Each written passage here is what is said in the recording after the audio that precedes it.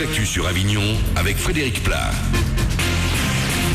Bonjour à tous, de la neige en Vaucluse aujourd'hui, elle tient par endroits, ailleurs elle est mêlée à de la pluie. Le soleil va revenir avant la fin de la journée grâce à un fort vent de nord qui va souffler le long du Rhône.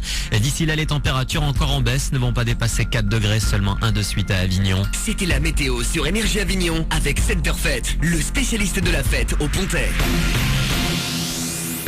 3 à 15 cm, c'est la quantité de neige attendue aujourd'hui en Vaucluse. Notre département, comme toute la région PACA, est en vigilance météo orange. Prudence donc sur la route. Cette vigilance est valable jusqu'à ce soir 22h et elle concerne 20 départements du Grand Quart sud-est de la France. Et avec ces conditions de météo délicates, le préfet de Vaucluse, comme celui du Gard, vient de déclencher le niveau 2 du plan Grand Froid. Ça veut dire plus de places d'hébergement pour les personnes dans le besoin. Ça passe notamment par des nuits d'hôtel. Si vous apercevez une personne en difficulté, il faut appeler le 115. Ces jours de grève dans l'éducation nationale ce mardi, entre la réforme du mode d'évaluation des enseignants et les suppressions de postes prévues à la rentrée, 24 en Vaucluse, les profs ont beaucoup de soucis en ce moment. Ils sont appelés à cesser le travail ce mardi dans toute la France. Collèges et lycées doivent être les plus touchés. Les accidents de la route en Vaucluse, ils ont baissé en 2011 selon le bilan de la sécurité routière. Le nombre d'automobilistes blessés a baissé de 20% dans le département contre 4% au niveau national. Malheureusement, un point noir persiste, celui du nombre de piétons et cyclistes tués qui a augmenté lui de 62%.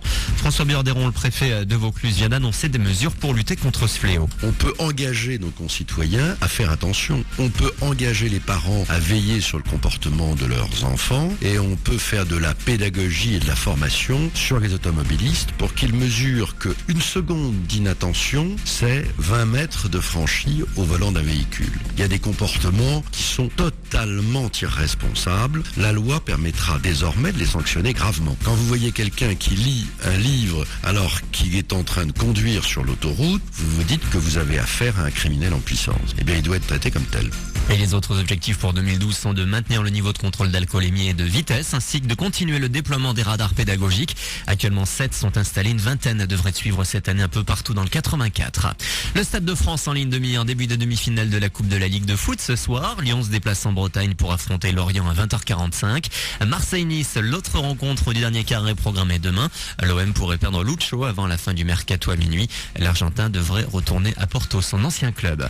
Voilà pour vos infos, 8h34. Excellent début de journée à vous avec Manu dans le 6-9.